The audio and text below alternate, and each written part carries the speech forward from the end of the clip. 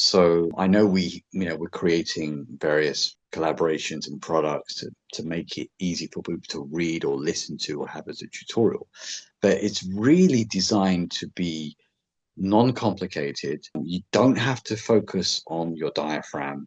You don't have to focus on your belly. You don't have to focus on your clavicles because people say, "Oh, I'm a belly breather. Oh, I'm a diaphragmatic breather. Oh, I'm a upper, high Mm. stress anxiety breather." Yeah, I do this one. You don't need to worry about any of that. So that makes people feel relaxed. Like, oh, it's nothing so scientific that I have to learn. No, no.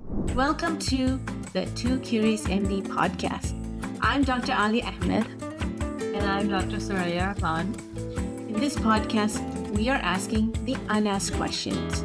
We're physicians applying the lens of narrative medicine, exploring integrative practices and psychedelic treatment in healthcare. Together with our guests, we weave new learnings from stories, expertise, and the sciences. With the wisdom from holistic, alternative, and these conventional medicines, we are here to challenge the status quo. We're curious about the connectivity and complexity between diverse fields of knowledge as they relate to consciousness, chronic illness, mental health, resilience, and beyond. Learning more about the art and science of healing, or listening to stories of extraordinary healing. You're in the right place. Let's dive in. For being here. My name is Alya Rahman. I am one of the Two Curious MDs on the Two Curious MDs podcast.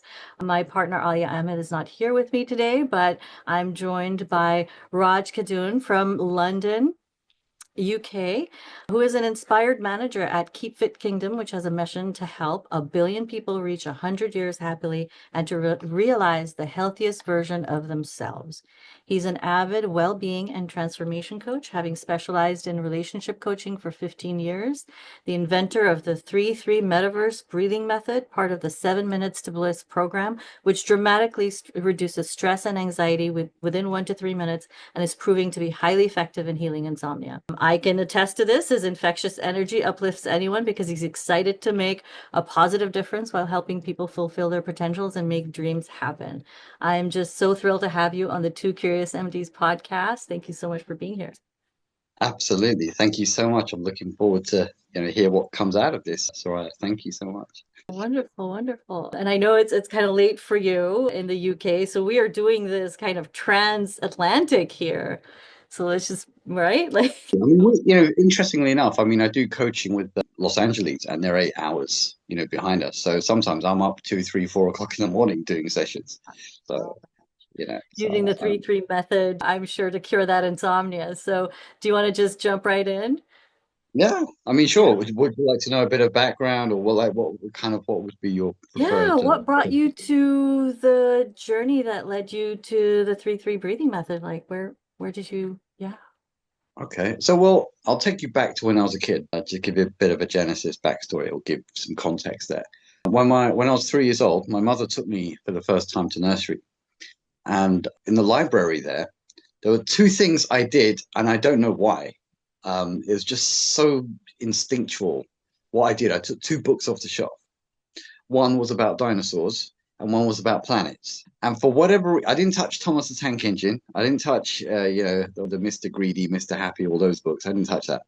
But for whatever reason, I picked up the dinosaurs books and the planets books. And these images from the front covers of these books are still etched in my mind like it was yesterday. I can literally still see it in my mind, right?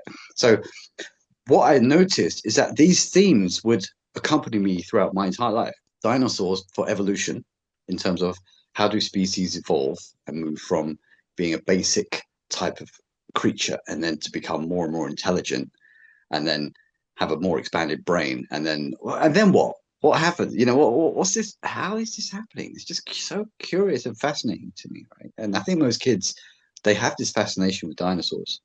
They go to the museums and they look at these big huge creatures and I think they can't be real. Was it really real? Look how huge they are. And it's just amazing, right? And the planets thing was, again, it got me curious, asking questions of myself just within my mind. Like, what are these planets doing?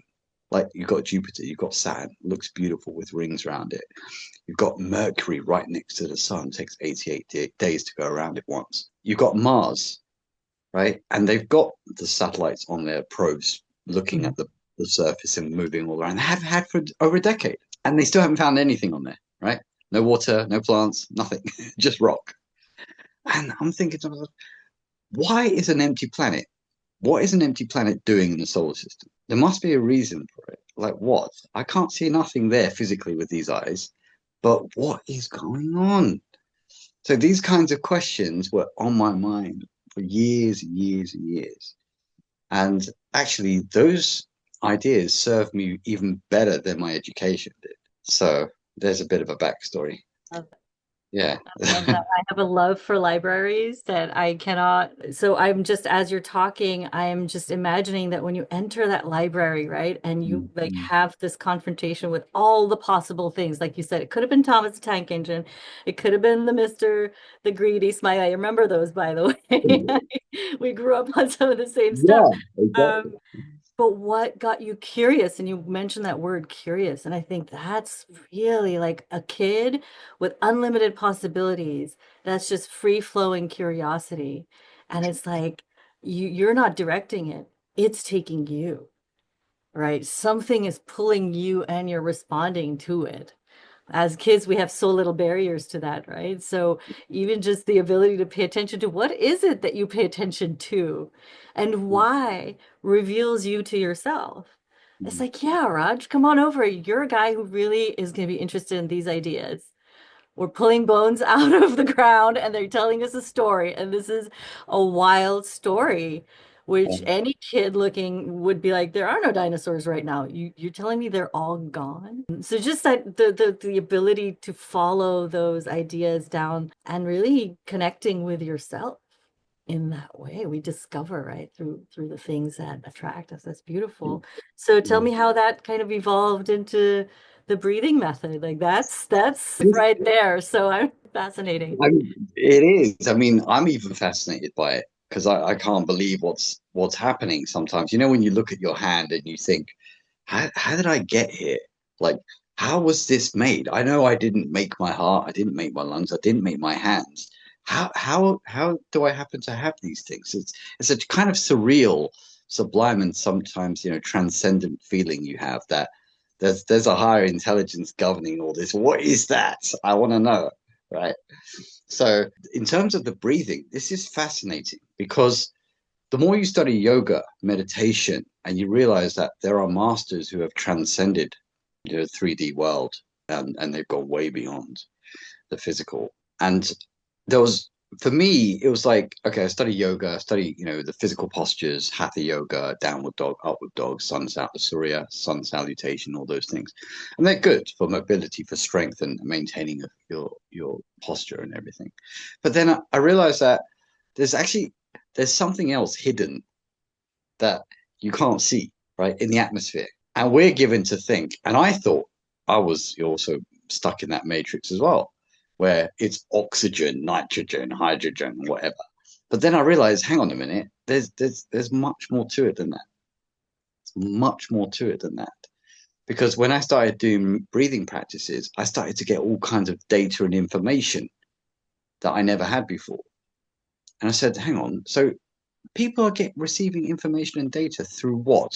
What? The invisible medium of the ether, right? Because we tune into certain frequencies and vibrations and pull data up. And I'm thinking, but that's the very core of my life, my perception, how I decide things. But why does everyone connect with that? Like consciously, unconsciously? Like what should be done? You know, how should you use it? So you know, working with so many people, I see they have health problems, they have psychosomatic problems, they have emotional dysregulation. And I was thinking, well, is there a way that you can utilize this atmospheric genius, information, power, right, of nature? Is there a way you can harness it and channel it into yourself to boost your cognition, your receptivity to information, to ideas? can you charge up your nervous system and your immune system? And I found out, yes, you can. You can do all of that. And that's what I've been dedicating my life for the last 7 years on, specifically on the breath. So during the pandemic, I had a lot of women who couldn't mix with men, relationships coach for women the last 15 years. And they couldn't mix with men freely. They were upset that their relationships were on hold. And the responses they were getting were not satisfactory. Women panic a lot for nothing, a lot of times. And men as well, but women, they're very emotional. So I set about teaching them how to regulate their emotions so they feel more calm and relaxed. I teach them methods like the box breathing and things like Wim Hof, similar kinds of things, and different types of sequences like 4 in, hold for 8, out for 10 and hold for 16. And they would do it with me on the phone or on the session.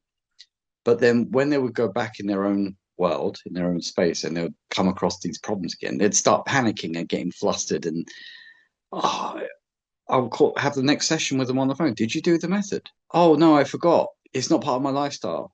It was too complicated. So I thought, but you knew it worked. Yeah, I know it worked when I did it with you, but when I'm left to my own devices, I don't think about that. I'm saying, okay, let me think of a method as a way to make it super easy and super simple. So the 3-3 was born out of a desire to make it as accessible to as many people as possible. And the 3-3 method is soft, it's gentle, it's easy to remember. It's nothing complicated. And we've tried it on people as young as 5 all the way up to 85. And it's working with everyone. Amazing. I love that. I love how you just took that and recognized that there's a hidden realm that we are connected to. We're embedded in this matrix. And I really relate to that idea because that's what we see in psychedelic medicine. That's one of the kind of moments that people have, is this understanding that we're not these isolated, islands. We're actually an interconnected web. And then, when you apply your mind and you look at it from that perspective, right? It's that perspective shift. It's like, oh yeah, I've got microorganisms, I've got 1 trillion cells, I've got this wonderful body, and I don't even know how it works. I don't even know how best to relate to it. And you're right that the systems that we're embedded in are so reductive and so kind of materialistic. It's that if you don't see it, it doesn't exist. And so, right, like it's like you do the breath work with your clients and they feel it and they're like, oh, this is real. But when they're off by themselves, if they can't see something tangible, it's hard to kind of believe that it even exists. Exactly. Right? Like we're back in the matrix. Freeze, fight, flight mode. And they realize that they're not taught the importance of getting equally into the parasympathetic nervous system after the sympathetic nervous system with adrenaline, cortisol, fear, and all that stuff. They don't realize how important it is to consciously move to the parasympathetic. So, yeah, like a phase shift, right? You're like, everything in society is keeping us in the sympathetic drive and we get lost in it. And if we would and that's why we all feel better on vacation, because we would just get into the parasympathetic. And it's not like, oh, you hate your work or you want to be on vacation 24/7. It's just that our everyday work lives are the lives that we live outside of those magical boxes that we've said, oh, this is different from every day, is just created to keep us in that sympathetic drive. Like to be upset, to be overwhelmed. And I think more and more we've recognized that almost as like a tool of keeping the masses frozen. Absolutely. That's, and the interesting thing about all of this is that when people are stuck in that sympathetic mode, day after day, it's a grind. They don't look forward to anything. They get sick. Their immune system drops. The stress gets overwhelming. Inflammation builds. They never have a chance to switch it off or realize that you should spend 3, 4, 5, 6 hours a day in parasympathetic, in constructive activities, not mindless activities, but constructive ways like reading, like art, like music, like any of those things that develop you and still evolve you, but that give you pleasure and joy. Absolutely. Not destructive. Yeah, and you're not thinking of getting out of the present moment. They're not pulling you out. They're keeping you in the present moment. And it's almost like we can even start talking about like, what is that doing? What's that breath? So let's Yes. say I've done the breath. Okay. Good. What's happening? Tell me Okay, about good. Yeah, it's exciting. It is exciting stuff. And as you alluded to earlier, before we started this interview, you talked about flow state. You talked about the research from that great Hungarian. Yeah, it. Mihaly Csikszentmihalyi. yeah, Mihaly, That's it. exactly, exactly. Great stuff. His books are still being read, being bought on Amazon and read and everything. And to answer your question, Soraya, that what's happening when you do this breath? Okay. So it's the brain, it's the activation of hormones in the brain, which are already there. It's such a shame that we're all very powerful. We all have very powerful brains, and we only tap such a small percentage of it in terms of its potential and its ability. It's so saddening. So what happens when you do this breathing method? You release endorphins from the brain, which are pain relieving chemicals, as you know, serotonin and dopamine, which are feel good, happy hormones. And plus, you also activate the vagus nerve, which is important for parasympathetic nervous activation in terms of rest, digest, healing, sleeping, and so on. And because this method does all of those four things at once, that's why it has such a powerful leveraged effect in such a short period of time. Where it's never been done before this way. And people are shocked how they feel within 60 seconds. They're like, this is flow state. I'm in flow state. I've never been in flow state. I thought I had to be a marathon runner or to run for 10 miles to get into flow state. No, you don't. Oh my gosh. Yeah. Do you remember And that first moment you felt that? Do you have a memory of like what that was like? sublime, yeah, if I can say that. Sublime. It's like taking on an identity which is so vast beyond your body that you never realize who you were or what you were before. And when this method, if we talk about it, and maybe we can even do a minute with you on the podcast through it, you realize that you've never been taught how important it is to learn concentration or focus or breathing methods, or how important it is to your entire life to get into flow state and stay there as long as you can. So it's a surreal and sublime experience. And it's like with everything, you have to experience it for yourself to know. Absolutely. It's one of those things where, and you're right, we've been doing, I was just looking at the data on this, and even as late as 2018, earliest 2018, systematic review, like how breath control can change your life. That's how they've labeled this 2018 study, right? So this is all we're proving this. Yeah. We're looking at the EEG, we're looking at the fMRIs, we're looking at what parts of the brain are being activated. We're correlating that to the actual experience that you're having and going like, yeah, you're not imagining like, this is you're not making this up, everybody. And then you do this on 100, brains, and you're like, oh, this is a predictable response to this kind of method, right? And then they're seeing like, oh, there's psychological and behavioral outputs, the alpha is going up and the theta, is going down. They're seeing autonomic changes, your heart rate, your respiration. Yeah, they're looking at like, oh, you've shut down your cortisol overload and you've got this beautiful serotonin starting up. So you've literally just flipped a switch. It's really like that, right? Absolutely. and Absolutely.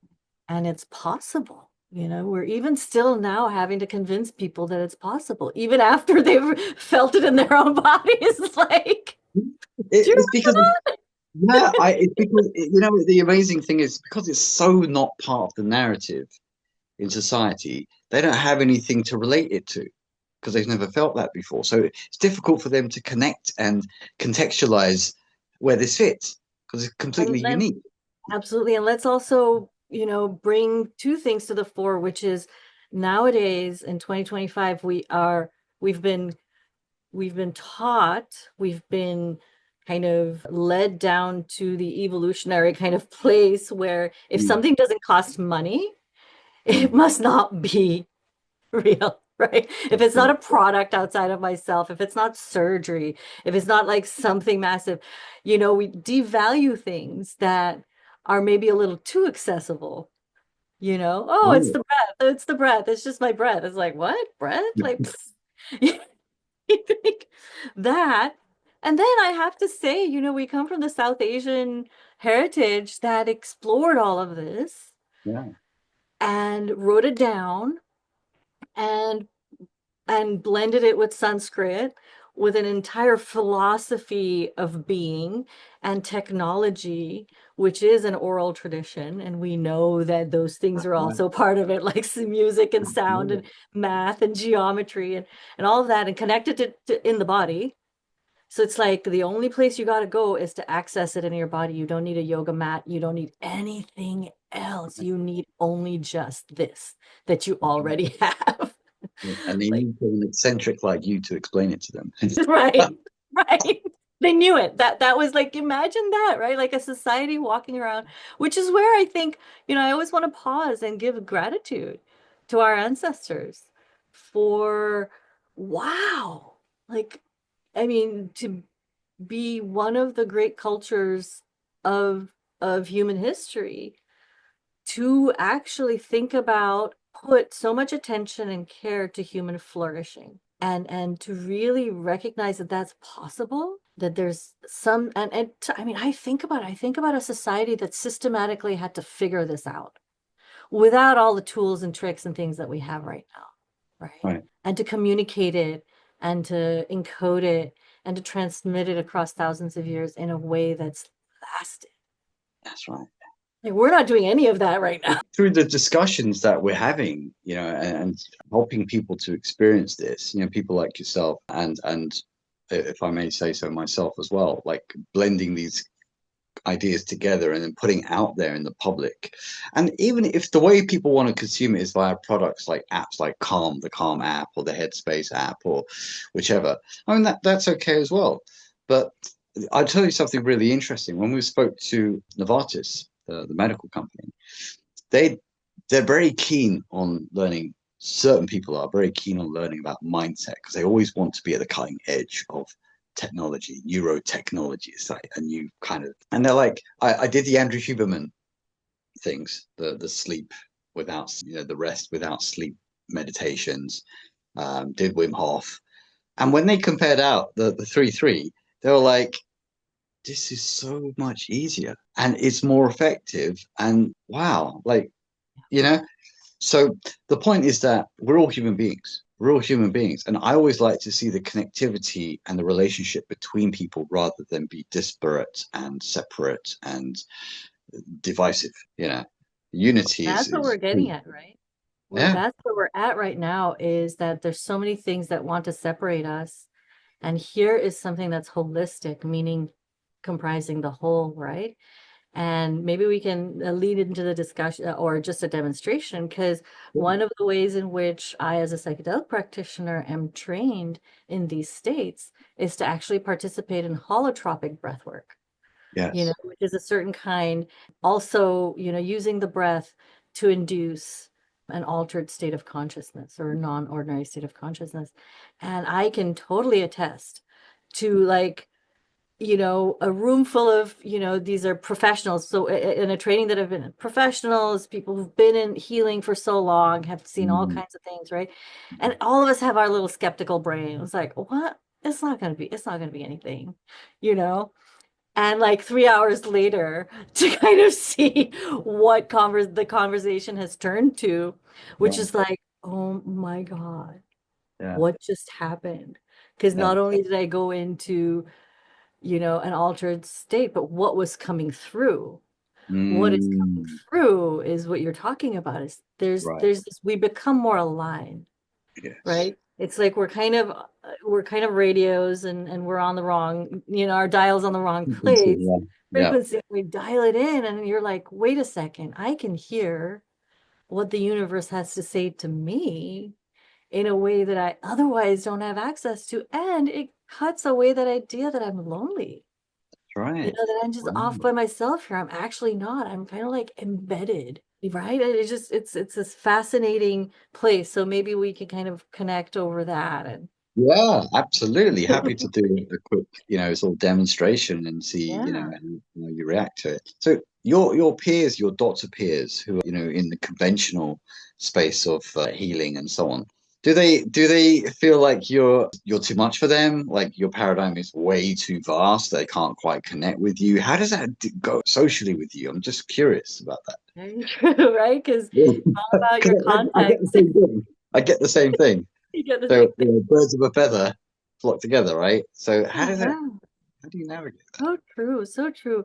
And I think this is progressing. I think we've connected on LinkedIn. So, just even going to the place of saying professionals are now connecting on Mm, professional platforms where, these topics are at least bubbling up, right? They're there. So there's a place being made. But yeah, personally speaking, I kind of I've been on a westward trajectory my entire life from like childhood to middle of my life to like even going west through the United States. And it really had to do with California and being in California and being part of a culture where, yoga really embedded itself in the California kind of culture, right? The yeah, mindset, the openness, the ability to, and they've carried it really well, I think, just to say that you can find the self-realization fellowship here. You have lots of history here of lots of communities that have come together around these things, right?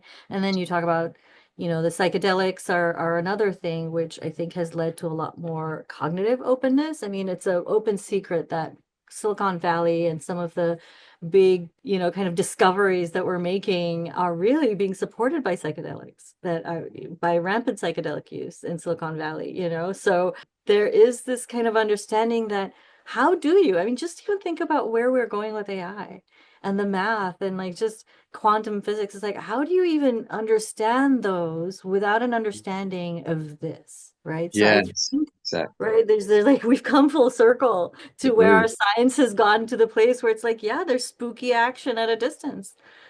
Quantum mechanics is like, yeah, if two variables are entangled, two particles are entangled, they are constantly now aware of each other in some way. Yeah, They're communicating. It's it's really interesting. Yeah, yeah, Yeah.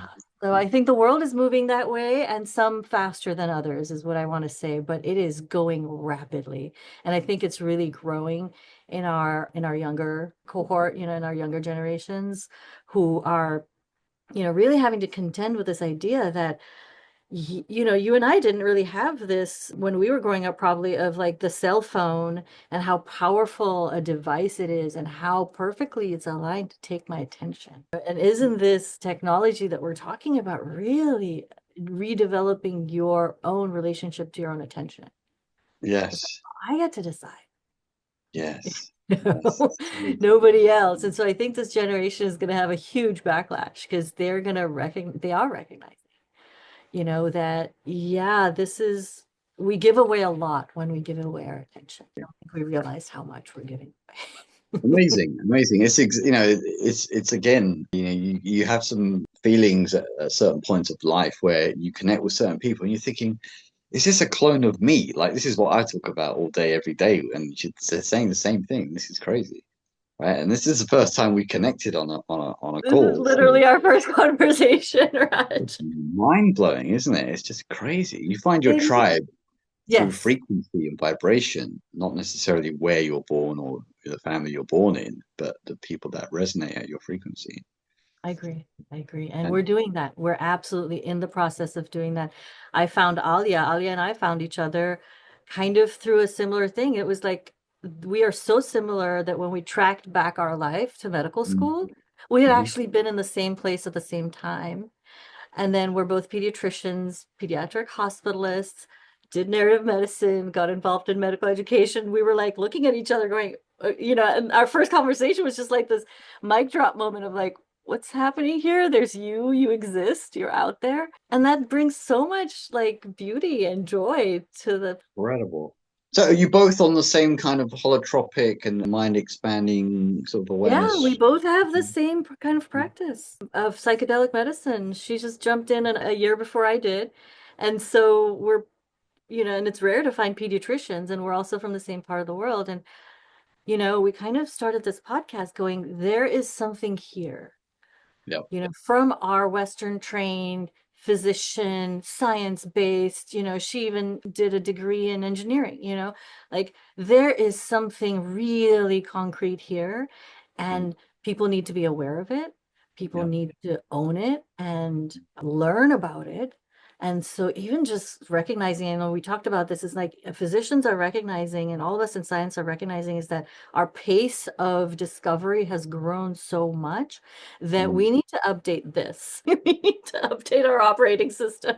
Correct. It's Oh, absolutely. less. Absolutely. And this is how we're Absolutely. doing it, right? This is how we're doing Yeah. it. We're creating neuroplasticity, because what you're doing with the breath too is we're giving the brain something new to think about. Going, oh, I'm curious about this. I don't have a framework to understand what is happening in my mind and body when I go into this space. Exactly. Right? Let me figure this out. Exactly. Yeah. Because when you open that neuroplastic window through these breathing methods, you've got now a vast space that you never had before. And now, usually, when you're in action reaction mode, when you're in the parasympathetic, you don't think about your reactions, you just react. But when you open a neuroplastic window, everything slows down. So then you can say, well, there's no rush. I can think several options how to react from that particular action or whatever it is. And now, from that point of view, you're far more empowered, whether you're addicted to substances or you have serious, emotional issues, emotions that are quite intense, hard to control, anger or whatever it is. You can actually, in that neuroplastic window, you can melt a lot of those old hardwired reactions to something more positive and constructive if you utilize that neuroplastic window. So, Absolutely, right? It's like the habits, the things we do more often, we get into that rut, and it becomes a very strong rut, right? That's what we know is the same habit you do that the next 7 days, it's gonna become like, yeah, it's not gonna be new anymore. And yeah, I absolutely, you described that so well, that when we're given that opportunity of space and that neuroplastic window, it means that a new connection can be made. yeah, And you're absolutely right. The experience of it is like the little time slows down. yeah, And it's like your brain is moving a little faster than it used to, because yeah, it's not just got this one pathway, the rut that's been made of like, this is my trigger and response. yeah. It's like, whoa, a menu just opened up. Right. Right? And Absolutely. my patients say this all the time, because this is exactly the experience of, when you've had that reset with psychedelics, people recognize they're walking about their everyday lives, they're not on any medication, and yet they got their trigger, and there's just that split second of going, oh, there's a different possibility here. And oh, I can Mm, take it. And then they do mm. that the next day. And then they do that the next day. And they're like, oh, this is now a real thing in my life. Yes. That's a Mm, possibility that's opened up. I remember the first time experiencing this was after a really powerful meditation when I was mhm. pregnant. And we know that, like, pregnancy is one of those kind of places where you can kind of travel a little bit more. Your mind Yes. body is really connected. And I did a powerful meditation, and it was about changing the narrative in my brain. It's like Mm, I had a very negatively kind of skewed, self-image. And I was like really kind of praying and in meditation, and going, I don't want this to impact my child. That was my mm, intent. The next day, this thought comes, and boom, it stops right here. Instead of kind of like getting a hook in me, I'm like, oh, but I don't have to think that thought right now. I chose not to think that thought right now.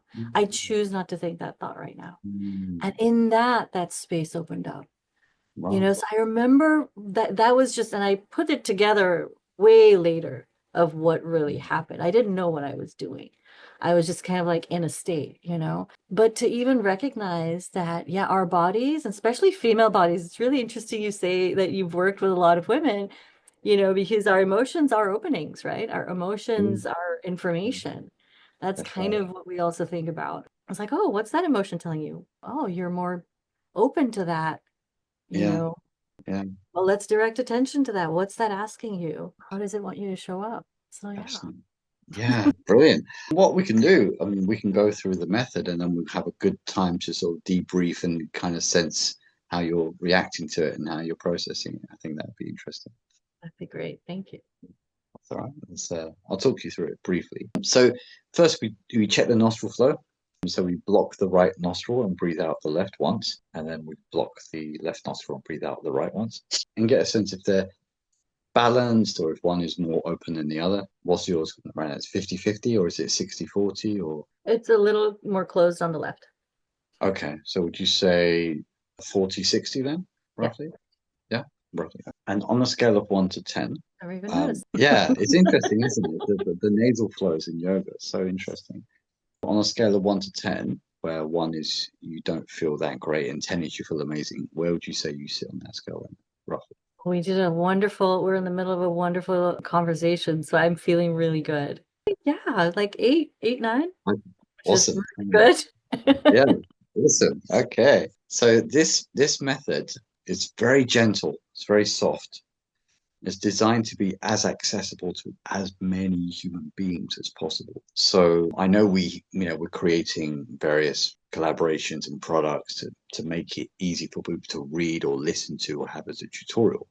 But it's really designed to be non-complicated. You don't have to focus on your diaphragm. You don't have to focus on your belly. You don't have to focus on your clavicles because people say, oh, I'm a belly breather. Oh, I'm a diaphragmatic breather. Oh, I'm a upper, high stress anxiety breather. Yeah, I do this one. You don't need to worry about any of that. So that makes people feel relaxed. Like, oh, it's nothing so scientific that I have to learn. No. You're a human being. You're breathing. You have a brain. You're good. Yeah, exactly. And the thing is with this, if you can count to 3, 1, 2, 3, you can do it. So there's no need to count, box breathing, separate counts, nothing like that. So this one, that's all right. You breathe in 3 times through the nose, like sniff, sniff, sniff, and then it's 3 times out of the mouth, like this. Yeah. So I know the mic won't pick it up because it eliminates the ha sounds and stuff like that. So it'll be like ha, ha, ha, like you're saying ha, ha, ha. Ha ha ha. Correct, without the vocals though. Okay. Like that. It's coming from the back of the throat. Okay? So take a little sip of something. Yeah, no, please. No worries. So it's again, just so the people who are listening can hear. So it's sniff, sniff, sniff through the nose, which is sniff, sniff, sniff, and then through the mouth without the vocals, and it sounds like ha, like that. Okay. So what we'll do it for a minute together when I set the timer. And for this one, keep your eyes closed. Okay. And you'll notice the kind of energy shifts and changes within. Okay. So 3, 2, 1, and go. Keep your eyes closed. Just relax. Just feel what's happening within. Just relax. And when you're ready, Simi, keeping your eyes closed, tell me what you notice and how you feel. I went through like a couple of phases, just recognizing almost like the blood flow in my body kind of shifted into more like my belly region. And I feel like a pins and needles in my feet and my hands, and I have like a downward, like if I were a tube where all my energy and my blood was kind of like flowing into my head, it kind of shifted. And so accompanying that, some warmth and cold alternatingly kind of showing up in different parts. Interesting. Yeah, and like my face, I can definitely feel a little bit of like initially I felt like that I smelt the smell of the earth, which to me is a familiar feeling when I get into a state of more connectedness. It's like, oh, I can like breathe the earth more, I can actually like. Yeah, excellent. Did you feel any cool sensations around your sinuses or your nose, maybe? Right here. Yeah. Yeah. Feel pleasant? Yeah, that was really nice. I was like, whoa, like someone put a cold pack on my face. Exactly. And would you say your heart rate slowed down a little bit? Should have checked that, but from the way I'm kind of feeling, how my shoulders are down and I'm not as kind of constricted, I'm more kind of open in my muscles, Yeah. Feel the heart rate slow down a little bit. Yeah, my respiration and my heart rate have both slowed down. I even noticed like towards the end that the ha ha ha kind of took a little bit more time. Yes. If you notice the sort of mental chatter that most of us have, a monkey mind. You notice that quiet down a bit? Like I'm more here, I'm more centered. I'm not out there. There's nothing pulling me out of myself. Like I'm not worried about my phone. There's no, what's the next thing I got? Anxiety. Yeah, my anxiety is dialed down quite a lot. I'm more centered here. Good. You'd say the sort of mental chatter has decreased. There's zero. Wow, that's big because a lot of people can't switch that off. Yeah. Do you feel, Simi, that you've got a sort of expanded awareness, like beyond the body, like a kind of expansion of being, would you say? Yeah, I feel like I've taken up more space in my body. Like I feel like I was only occupying a little bit, and I feel like, yeah, I'm kind of like in my body more. That's how I'm experiencing it. Like I'm kind of like wearing a coat a little bit more comfortably, like inhabiting. Anything beyond the body? It's interesting to hear your viewpoints, but do you feel anything like spatial awareness, like projected beyond the body or anything like that? Yeah, definitely an awareness came of where my feet were in space, my body in space. I kind of really came into this idea that, oh, I am a body in space instead of like only in my head and only in my words. Right. And I became, so there's the feet. Okay, feet are here. Does it feel pleasant to you overall? Feels very nice. Yeah. If you can check your nostril flow, you said it was a 40-60, I think, last time. Can you check and see if it's changed? Breathe out once each nostril. Oh my goodness. What would you say? Has it really moved from the 40 to the, it's more open. 50-50, would you say? Yeah. Yeah, like 45, 50, 55. Yeah, I have a deviated nasal septum.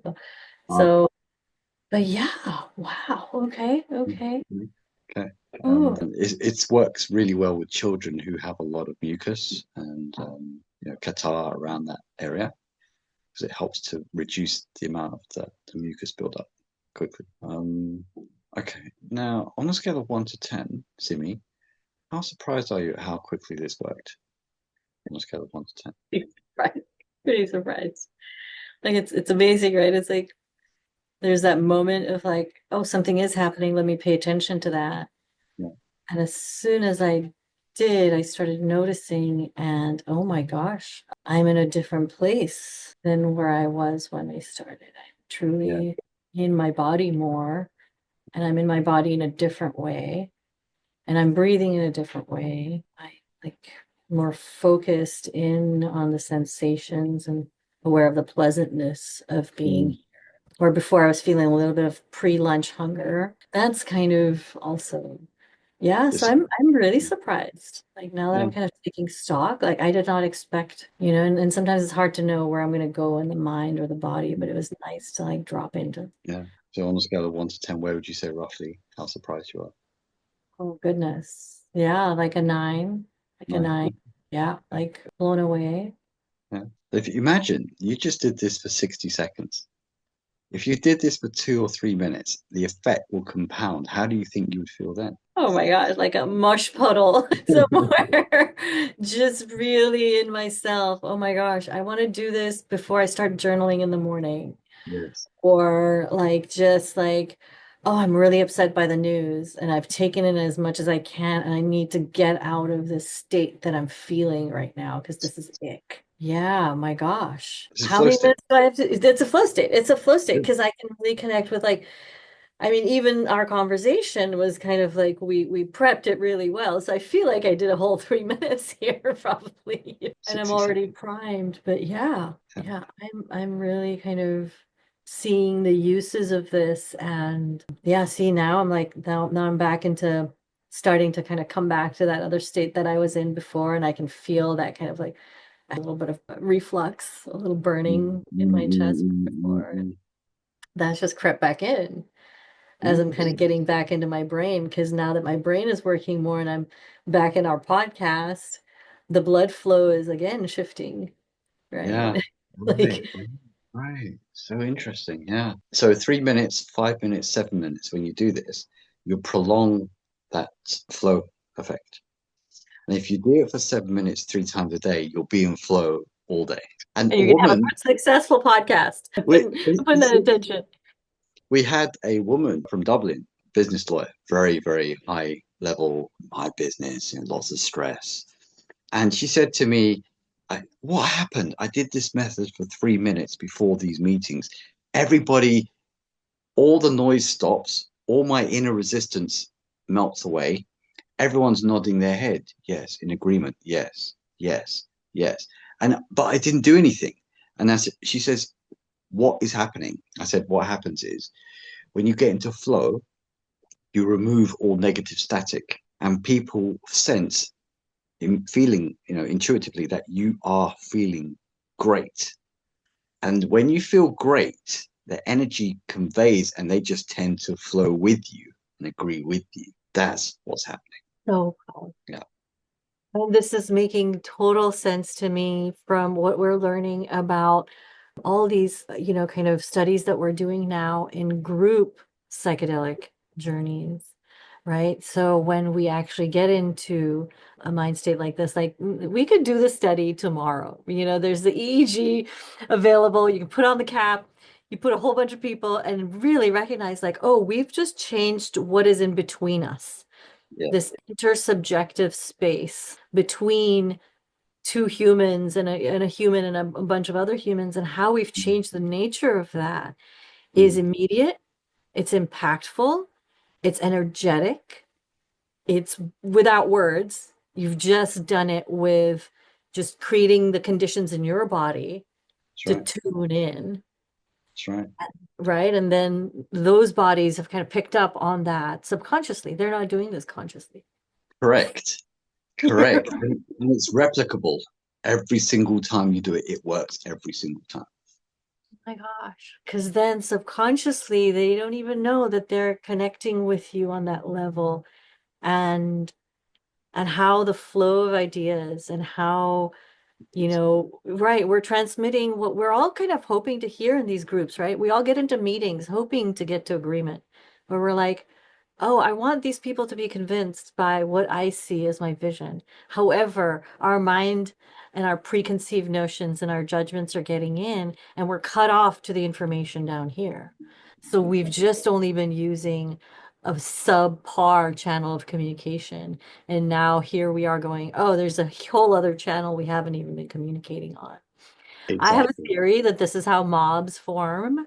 And this is how, because this is already like an action, right? This is something that I think exists in our world. Like I have seen, I've been in countries where it's like it hasn't taken more than like a second for Mm. whatever energy was having, kind of happening in a mob to Mm. really get picked up by everybody so fast that it was nonverbal. It was nonverbal. It happens in violent states, So just even thinking of anger and the way anger makes us breathe, right? Like when people get angry, they Mm. are breathing, Yeah, right? that's They are right. breathing like they're getting their body going and It's they're like getting this. on that channel, right?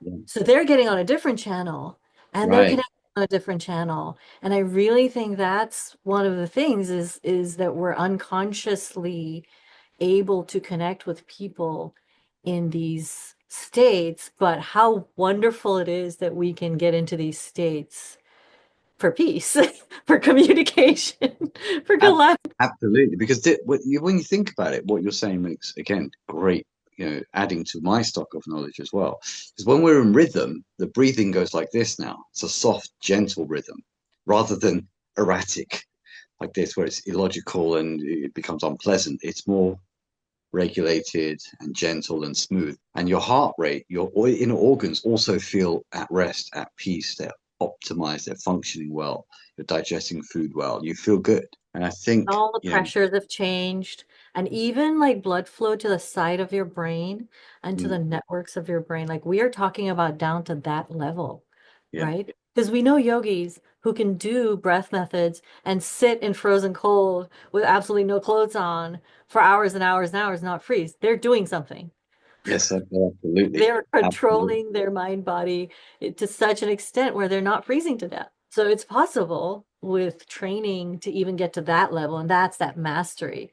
So maybe as we kind of wrap up our conversation here, and I don't know if you had something else to add to that, but just even like this idea that we can master this body Mm, and that And I think there's this huge call to human flourishing and evolution and really meeting our moment, right? Of Absolutely. recognizing that we are operating on an older operating system of, maybe dualisms, maybe this constructed materialist Western mindset that breaks everything down, but then takes all the magic out, right? And here we are going, no, you can actually feel the magic in your body right this minute, right now, because it's here around us all the time. Because you wouldn't be here, I wouldn't be here, none of us would be here. Exactly.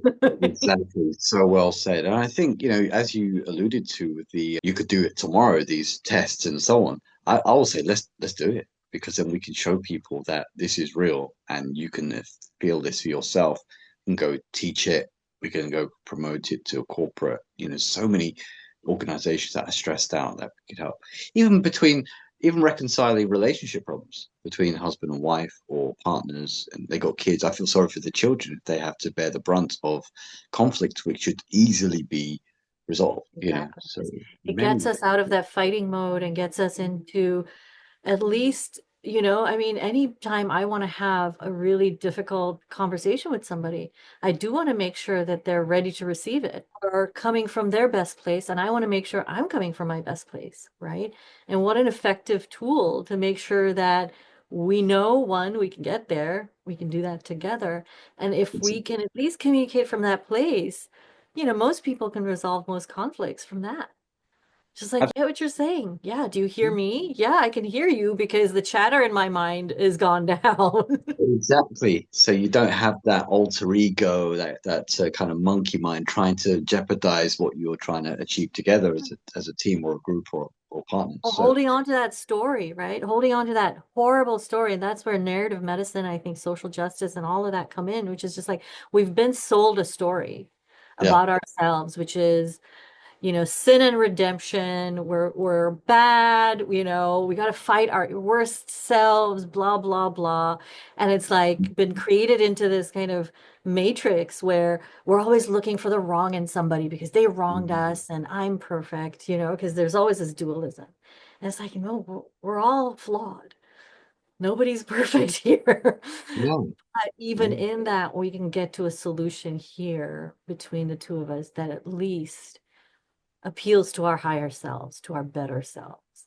Oh, Absolutely. And it would take, people like you with the experimental side of the science. We can definitely bring that together with the experience, with the narrative, with the communication. I feel like we could do a lot in a relatively short time. It's very exciting actually. it Yeah. is. And I was so that just when you led me in that, I just felt so held and so safe. You dropped me in just exactly right. Like there's an art to this. Mm, And even just the way you did it is a science, you correct. know, there's a process. And so just even training in this, learning in this, like you're a teacher, you take it to your classroom full of 20 rambunctious students and you just do this for 5 minutes and you have a different day where your day doesn't get taken over. That's right. Did you know, Timmy, that there's with insomnia in the world, 770 million people globally suffering with insomnia. It's about 10% of the world's population. I'll tell you an interesting little side note. Hopefully, it'll give you something to think about, and I'm sure we'll continue this. When people with insomnia do this method, within 30 to 60 to 90 seconds, they fall asleep and they don't wake up for 6 hours. Oh, I'm going to try this on my patients because we do yoga nidra, which I think gets to that place. But this I did not know, and I read your stuff, but it was just like, these are the barriers in my mind, right? These are Exactly. literally the barriers in my mind that look at everything. And here I have this conversation, and then I have my actual literal patients who have Mm. insomnia and they're on so many medications and they're chasing their tail, they're tired the next day, and it's that monkey mind. It's because our bodies have, and the more time we stay in a state, like I love what you said about we've got to spend at least 5 to 6 hours every day in an alternative state. And just parasympathetic, like bringing that into our consciousness, that's what's happening, is that when you can't sleep, it's because your mind is in the wrong mode. Your body is in the wrong mode. And yeah, you have the ability, and let's try this before we try medications, right? And I know that there are pharmaceutical companies that are going to go ballistic hearing this, right? Like, there goes their sales cap or whatever it is. But I just love this idea of self-mastery because I really do think that change starts from the inside. If we want to Yeah, change the world, and I just love your message and I love your goal of 1 billion people, because that's how we change the vibration and the energy of where we yeah, are. yeah. I feel like this has been a very thorough deep dive and fun and entertaining conversation. And I hope we'll have, a chance to dial in more science into it and maybe collaborate on talks or something that brings it to the masses because I think we've got the ideal I would opportunity. love to. I really want to bring this to, and I did start. So during the pandemic, and I can tell you this is I worked Mm, at LA County, Los Angeles County Hospital, and I'm a medical educator, I'm a physician, so I was in the hospital, mm, and the well-being of our residents, our trainees, our medical students just tanked. I mean, they went to isolation, right? Everybody is doing medical school on Zoom. And so I was already kind of doing some of this healing work for myself, doing mindfulness meditation, yoga, mm. really delving into the science of like, oh, how do we teach this? How do we break it down? How do we make it so that, yeah, you don't have to know a lot, but you can bring it into your everyday right that minute? Exactly. Even Exactly. that, I would like stand in rounds and I'd be like, all right, we're going to take a minute of just getting with our breath. We're just going to do a box breathing and doing it with our patients. And the Mm. patients seeing like, oh, the doctors are doing this too. So maybe that's something I want to get in on, right? Yeah. Like they're like, if we value it, if physicians and medical students and trainees and nurses and everybody who's in the healthcare system starts to use this for themselves, we're the best example, right? If we're Absolutely. well, they know that we know what we're talking about. If we're sick, that's the billboard. That's now Yeah. your marketing for the day. Every time you say things like that, it brings to mind like what I brought into my experience as well, and I share it with people. I've not taken medicine for 20 years. I've not seen a doctor for 20 years. I've not had an MRI, an X-ray, an ultrasound for 20 years. And it's basically because I charge my immune system and nervous system with this atmospheric prana, life energy, life force, chi, which is all around us. And the idea is you're electromagnetic, you're not flesh and bone. And the aim is to keep expanding your aura or your electromagnetic influence more and more and more, not contract it, expand it. So Absolutely. that's the science behind Absolutely. And this is connecting so well with my work in psychedelics. I'm part of the Berkeley facilitation cohort. And when we do some breath work and we do some meditation and we kind of drop in together, we're in a group of 6 or 8. I feel different. My aura is different. I it. present differently. We are just different people able to think of different possibilities and Mm, really connecting with our humanness, and this is where psychedelics kind of, we can do it through the breath work and the practice, and meditators have done it for long periods of time. The science is actually showing that your brain on psychedelics and your brain on 20 years of meditation have a lot of correlation. And I'm sure if we did this breath work and we kind of compared the brain scans, there would be some functional connectivity and actually, yes. yeah, prefrontal motor and subcortical areas and things like that. And just to know that, we are, we're in the psychedelic renaissance, and all of this money is being poured into drug development, right? But what Mm, is really, really sad is that we don't need it to pour into drug development as much as we need to pour into what's really happening, because it connects with what you're doing with the breath work. yes. It's it's Yes. like if we investigate the psychedelic state, we get so much information about exactly what we're talking about. It's just that it's quantifiable. You can put it in an IV. You can, kind of do the sciencey part of it, right? Because how do you dose breath, right?